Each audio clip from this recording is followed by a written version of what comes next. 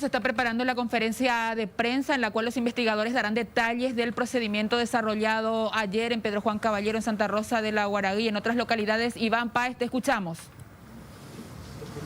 Sí, buenos días, compañeros. En segundos más va a iniciar esta conferencia aquí en Fiscalía General del Estado, en donde se darán todos los detalles tras estas detenciones realizadas allí en el departamento de Amambay y también en San Pedro. Aquí ya están los fiscales contra el crimen organizado, también los jefes policiales que están en la investigación desde un inicio, y hay que repasar que son 4 los detenidos cuyas implicancias en el hecho serán detalladas a continuación en esta conferencia de prensa. Ya escuchaba también el repaso que realizaban allí con Emilce. Alcides Villaboa Peralta sería el mandante.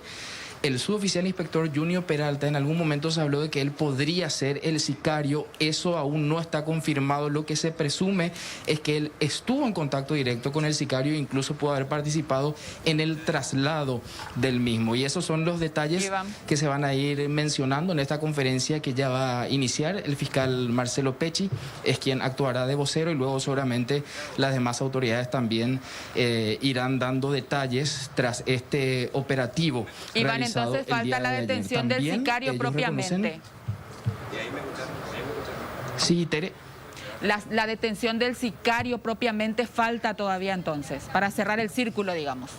Probablemente ese sea el eslabón que esté faltando en esta investigación, y es la pregunta que vamos a realizar justamente. Aquí ya están dispuestos para el inicio de esta conferencia de prensa. Va a dar inicio el fiscal Marcelo Pecci y ya lo vamos a escuchar en este momento. Inicia Alicia Saprissa. Buenos días a todos. Vamos a dar inicio a una conferencia de prensa para tratar de darle un poco pormenores de los trabajos realizados el día de ayer, conjuntamente con la Policía Nacional y toda la Unidad Especializada de Crimen Organizado del Ministerio Público. Referente obviamente al caso que ocurrido en San Bernardino, tras la realización del Festival Yaumina, en donde resultaron 2 víctimas fatales y otras víctimas que recibieron también heridas de bala. Bueno, el día de ayer específicamente se realizaron 2 procedimientos en la ciudad de Pedro Juan Caballero. Ese procedimiento estuvieron a cargo de mis colegas Lorenzo Lescano y Federico Delfino. El objetivo principal de ese procedimiento era la detención de Alcides Peralta Villasboa, alias Ropero. Esa es una persona que está vinculada al narcotráfico en la zona de Pedro Juan y zonas también aledañas al lugar. Y sería la persona quien habría actuado como instigador del hecho acontecido que que terminara en la muerte, ¿verdad?, de Marcos Rojas, perdón. Creo que todos ya saben que tras entrevistas anteriores que hemos brindado, nuestra víctima, tras el análisis que hicimos de quién era él y un poco indagando sobre su vida, bueno, vimos que tenía también vínculos con el narcotráfico y que esta persona, a quien se le identifica con el alias Ropero, le estaría adeudando dinero a él, el cual le estaba siendo reclamado por Marcos Rojas, y ese sería el motivo principal. Y obviamente ese dinero era producto del narcotráfico, una mercadería específicamente. Por otro lado, también se procedió a la detención de un efectivo policial en Santa Rosa de la Guaragüí, específicamente en el Departamento de Identificaciones de Santa Rosa, de donde le detuvo al oficial Junior Peralta. Junior Peralta, ¿quién es? Es primo de Alcides Villasboa Peralta, alias Ropero. Nosotros contamos con medios, tanto técnicos, científicos, como varios elementos de prueba que sostienen de que esta persona habría estado y había tenido una participación activa en los hechos acontecidos el domingo. De hecho, lo ubicamos en el lugar del hecho, antes, durante y después, en las cercanías, tenemos todo su recorrido. Y bueno, seguimos trabajando en ese sentido. Hemos ya ordenado la detención de varias personas y continuaremos trabajando. Ahora nuestra prioridad estaría en poder ubicarle al autor material directo, ¿verdad? Ya están identificadas varias personas que formarían parte de esta estructura y continuaremos trabajando en ese sentido para dar más esclarecimiento, ¿verdad?, sobre lo acontecido en San Bernardino. Culmina Alicia Saprissa, entonces quien confirma que el eslabón que falta es la detención del sicario, del autor directo. Ahora hará uso de la palabra el fiscal Lorenzo Lescano. Lo escuchamos. Sí, para ahondar un poco más detalles del trabajo investigativo que se vino realizando. Nosotros al iniciar la investigación nos encontramos en la presencia de dos víctimas, una de ellas la conocida influencer Vita Aranda y también el señor Marcos Rojas, de que no teníamos ningún antecedente, una persona que aparentemente trabajaba en una empresa que tenía su sede acá en la capital del país. No teníamos el perfil criminal de él, entonces el primer trabajo fue justamente la de entender un poco más la actividad de esta persona. Esas evidencias no tardaron en aparecer y finalmente lo vinculamos con una estructura criminal que opera acá en el país, y dentro de ese contexto él mismo desarrollaba la actividad de proveer cocaína, crack, armas, municiones y también propulsores químicos en gran parte del departamento central, como asimismo algunos puntos del interior del país. Como dijo la doctora Saprissa, la motivación del hecho habría sido la deuda contraída por el señor Alcides Villajoa, alias Ropero, que es también parte de esa estructura criminal, con el señor Marcos Rojas, lo que había motivado de que esa estructura criminal, que es una estructura bastante bien organizada, que tiene un cuadro de disciplina, en su momento también interviniera para mediar en este conflicto que había entre dos miembros de una misma facción. Esto había motivado el enojo del señor Alcides Villajoa Peralta, y finalmente él mismo había decidido acabar de esta forma con la vida de Marcos Rojas. Es importante también señalar de que las primeras informaciones de las actividades de estas personas, también trabajamos en la identificación de todas las personas que se encontraban ese día con la víctima en el camarote. Son todas personas que de alguna u otra forma están vinculadas a los negocios de frontera, y de ahí en más nosotros pudimos encarar esta investigación.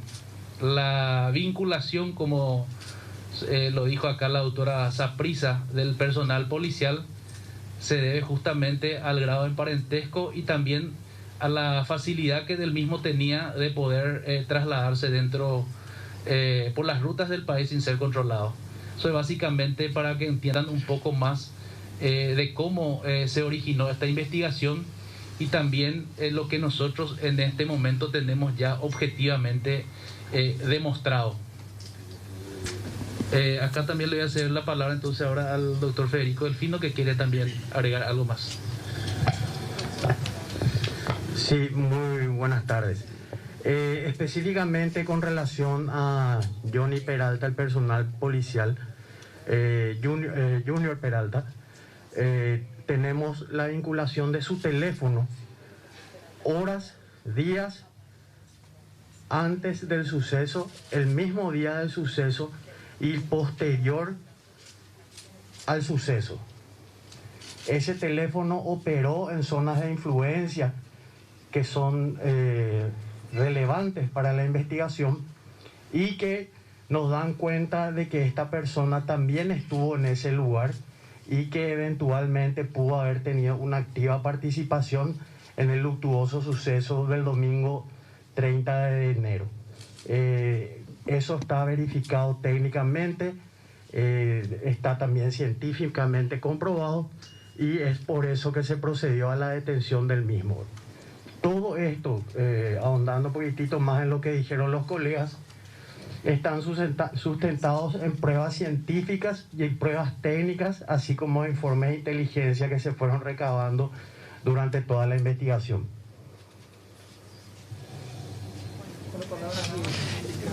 ¿Podemos presumir, fiscal, entonces, que el suboficial Peralta se encargó de trasladar al sicario que ahora están buscando?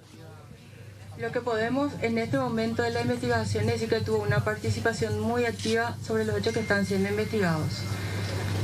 Se escuchó esta pregunta. ¿Quiere que reformular la pregunta? Sí, reformulamos la pregunta, es sobre la participación del oficial Peralta, si sería el encargado de trasladar al que actuó como sicario el día del evento. Tenemos indicios que así lo indicarían, pero además de eso, como les dije, lo que sí podemos decir a esta altura es que tuvo una participación muy activa sobre los hechos que están siendo investigados.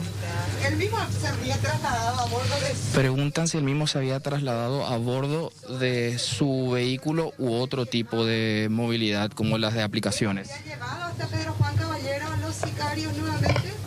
Tenemos información de que el vehículo Golf no fue el utilizado.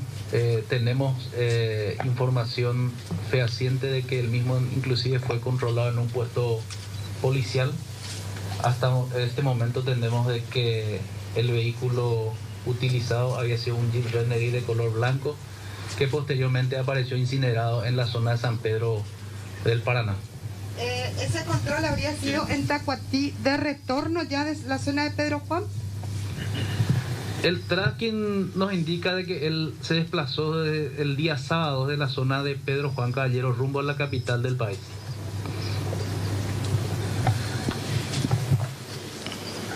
Este tema de la modificación de los datos de la Policía Nacional desde el sistema, la modificación de datos del sistema de base de datos de la policía con usuarios, con PIN, ¿eso era un esquema que eso ocurría regularmente o solamente con esta persona? Y si hay otros casos que están saltando después de la misma utilización de borrar alarmas internacionales y antecedentes. Ese es un hecho nuevo. Ciertamente involucra a una de las personas que fue herida en el concierto, pero está siendo minuciosa y exhaustivamente investigado en otra causa penal.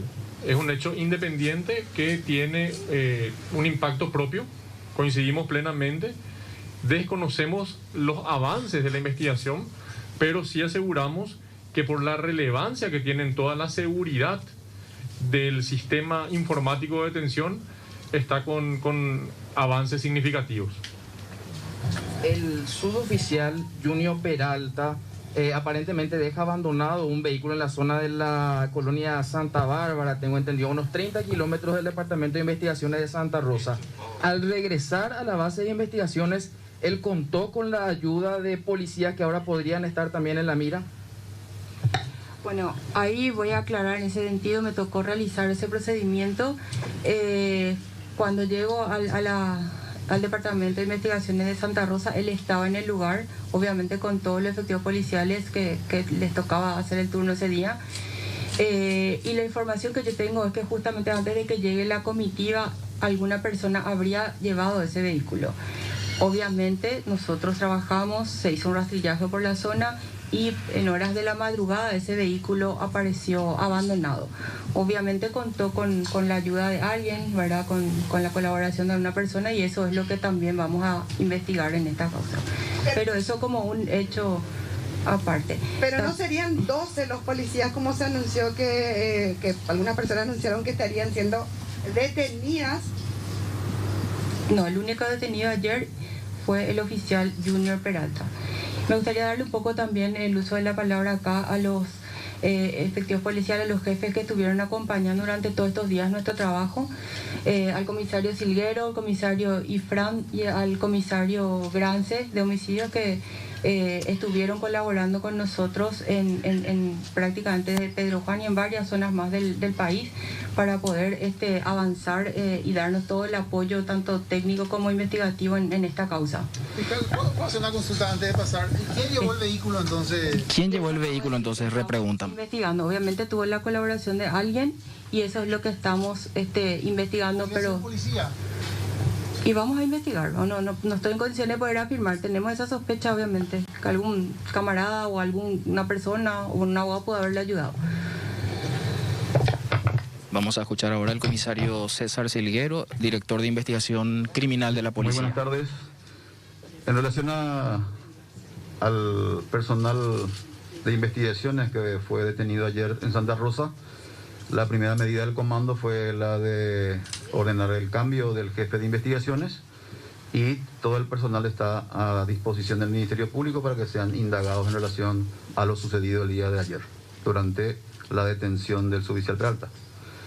En relación al trabajo investigativo, desde el mismo momento del suceso se ha organizado un equipo de especialistas de las unidades especializadas, de la Unidad del Crimen Organizado, el Departamento de Investigaciones de Homicidios, también con la colaboración del jefe de investigaciones de Cordillera, a fin de poder relevar la mayor cantidad de información posible, el procesamiento de la escena, y como resultado de esa pesquisa inicial, los investigadores principales han elaborado un informe conclusivo, llegando a identificaciones en relación a las personas que podrían estar vinculadas a este hecho, y gracias a ese trabajo coordinado que se llevó en un momento con los fiscales designados, justamente se procedieron a los allanamientos del día de ayer, con el resultado ya conocido.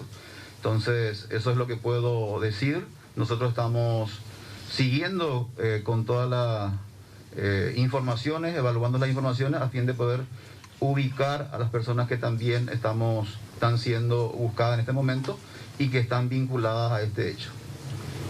Muchas gracias.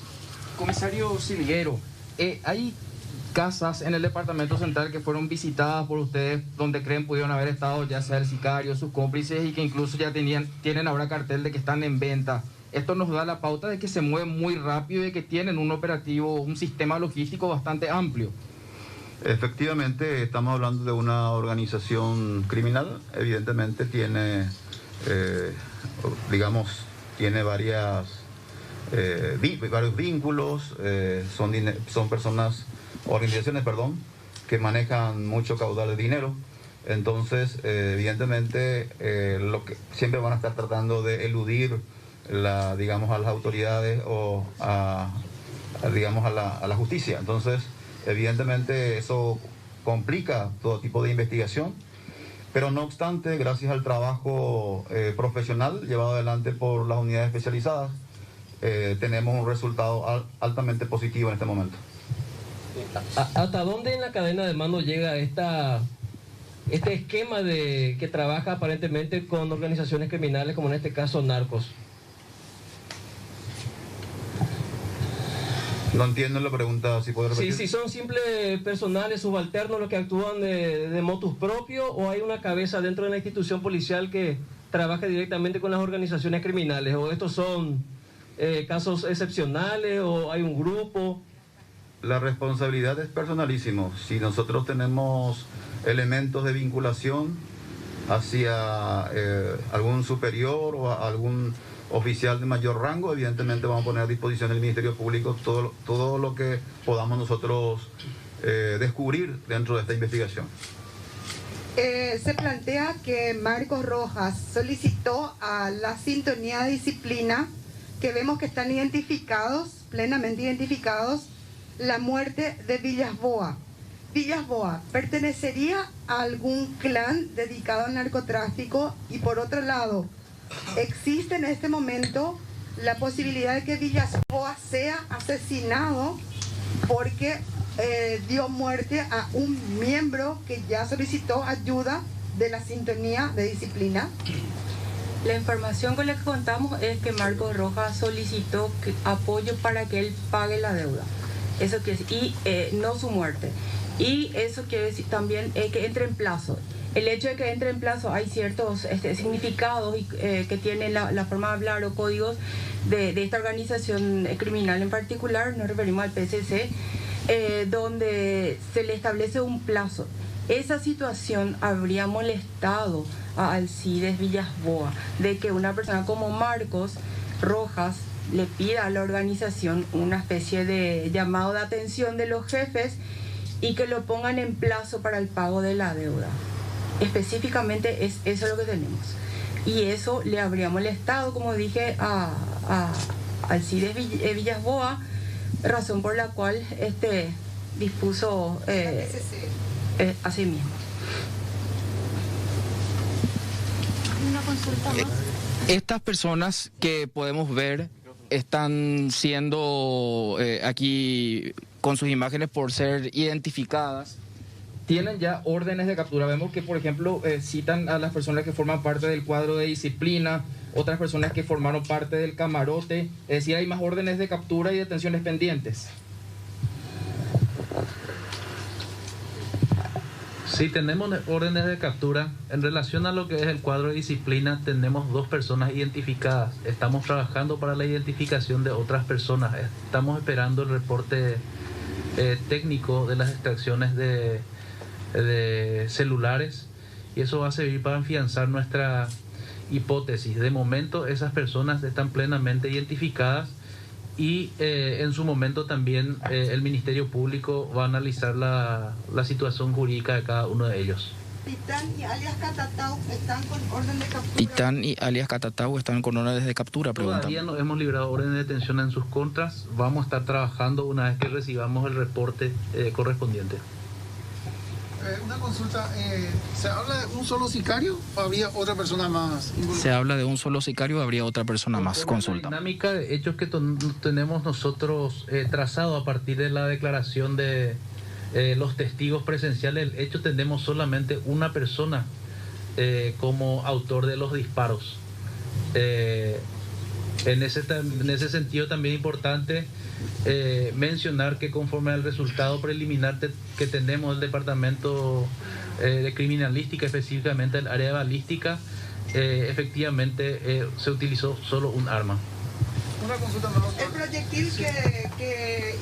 El proyectil que impactó en Vita Aranda ya pasó antes por otra persona y se aloja en el cuerpo de ella, o recibe otra bala más, es lo que consulta ahora la colega. ¿Ya había pasado por otro cuerpo?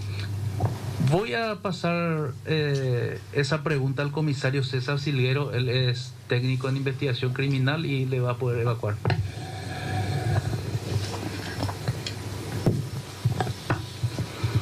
Bueno, en relación al reporte de medicina legal, tenemos que el señor Rojas Mora recibió 8 impactos de orificio de entrada y salida. Todavía no hicimos una reconstrucción de los hechos, pero sí hemos levantado una planimetría, y de acuerdo al informe preliminar de criminalística, los proyectiles probablemente ya con la energía remanente fueron las que impactaron por las demás víctimas, incluyendo la señorita Aranda. La señora Aranda.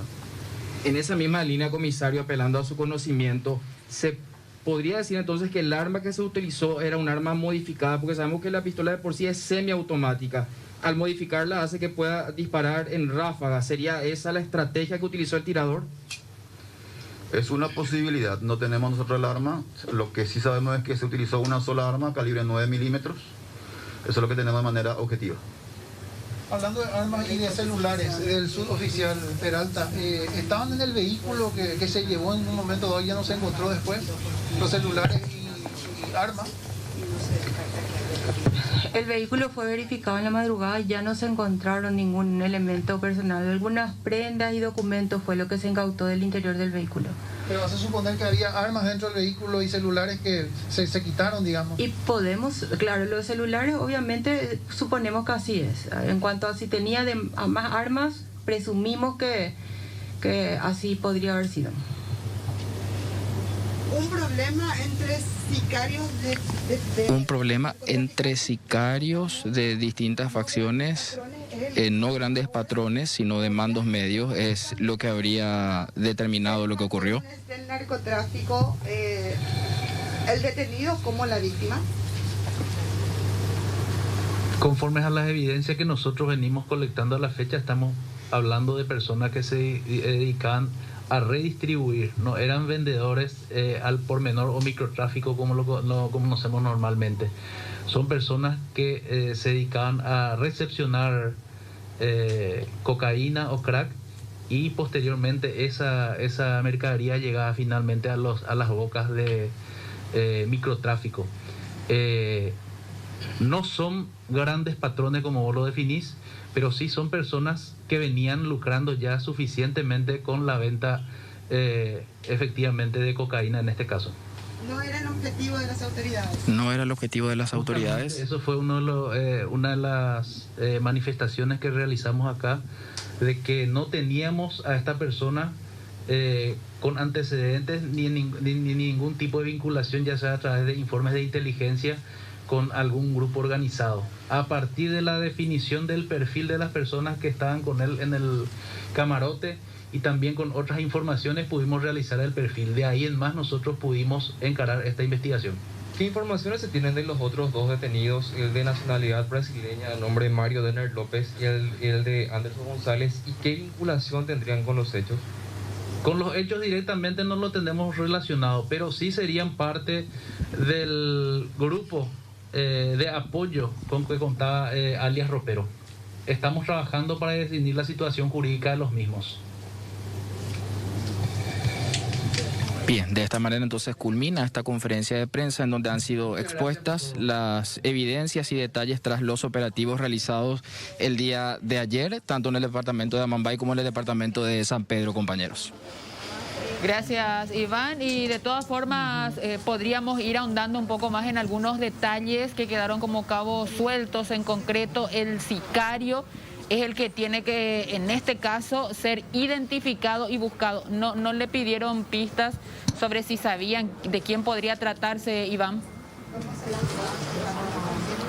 Hablan de que hay personas identificadas, pero no revelan esas identidades. Sin embargo, ya prácticamente confirman que entre los detenidos en los operativos no se encuentra el que ejecutó los disparos el domingo pasado en el anfiteatro. Ese sería el eslabón que está faltando, y probablemente de otros cómplices más que formaron parte del esquema logístico de esta organización criminal. Porque va a ser determinante justamente encontrar al autor material del hecho, quien podría dar en un momento determinado más elementos también, contar quizás quién efectivamente le pagó o cómo actuó, cuál fue el modus operandi. Todo eso se podría develar, porque realmente estamos hablando de personas que están vinculadas a la autoría intelectual, a la autoría moral, no así a la ejecución propiamente. Entonces eso también sería importante ir viendo. Pero ¿te pareció entonces, Iván, que los fiscales sí ya manejan datos, solamente que no quieren dar esas pistas para no entorpecer la investigación? Efectivamente, y de hecho ellos mencionaban que en los operativos realizados ayer para las detenciones se incautaron teléfonos celulares y otras evidencias, y generalmente el teléfono celular suele ser un elemento clave para ver qué contactos tuvieron estas personas y si eventualmente todavía se encuentran algunos mensajes o comunicaciones con aquel que actuó de sicario el domingo pasado, y de esa forma se podría llegar eventualmente ya con datos técnicos a esta persona, porque los investigadores ciertamente ya hablan de que tienen identidades, pero esos elementos técnicos estarán confirmados luego de la pericia que se puedan realizar a estos equipos electrónicos incautados el día de ayer. Claro, y básicamente sería una persona, porque una vez más confirmaron los investigadores que hubo un solo tirador, y a ese tirador es a quien deben identificar. ¿Menchi? Sí, a mí me quedó por ahí la duda de si este suboficial junior no tendría también algo que ver directamente con el hecho del sicariato en sí. ¿Sabes por qué, Tere? Porque cuando le insistieron, él dijo, uno de los fiscales dijo, tuvo participación activa, ¿verdad? O sea, por ahí incluso no sé si hay que descartar por completo que se trate también de el sicario, digamos, que este hombre también haya ejecutado a estas personas. Esta es una deducción que hago yo simplemente porque era una de las hipótesis iniciales que él habría sido el que ejecutó el disparo, pero luego, por algún elemento, alguna declaración de los fiscales, esa posibilidad se había dejado un poquito de lado. Pero, Iván, ¿te parece que podría existir esa posibilidad de que el suboficial Junior Peralta, además de trasladarse ese día desde Pedro Juan Caballero hasta la zona de San Bernardino, pudo haber no sido el chofer del sicario, sino ser él mismo el sicario? Si manejan la información de que Lo que dicen los investigadores es que el suboficial Junior Peralta tenía una participación activa por el hecho de que por su investidura policial él tenía una facilidad para circular por todas las rutas del país. Y hay que mencionar que probablemente el sicario viaja desde la zona norte hasta la zona de San Bernardino para ejecutar este hecho y luego probablemente regresa a esa zona. Y la sospecha es que el suboficial se habría encargado de trasladarlo ya para evitar cualquier tipo de control, justamente al tratarse de un personal policial. Los investigadores prácticamente descartan que Peralta sea el tirador, pero al trasladar al supuesto sicario tuvo esta participación activa. Hasta el momento no se tiene el arma homicida y no se tiene, o al menos no se ha dado a conocer públicamente la identidad del sicario, y según los investigadores sobre eso habría novedades en las próximas horas. Bueno, eso esperamos. Gracias, Iván.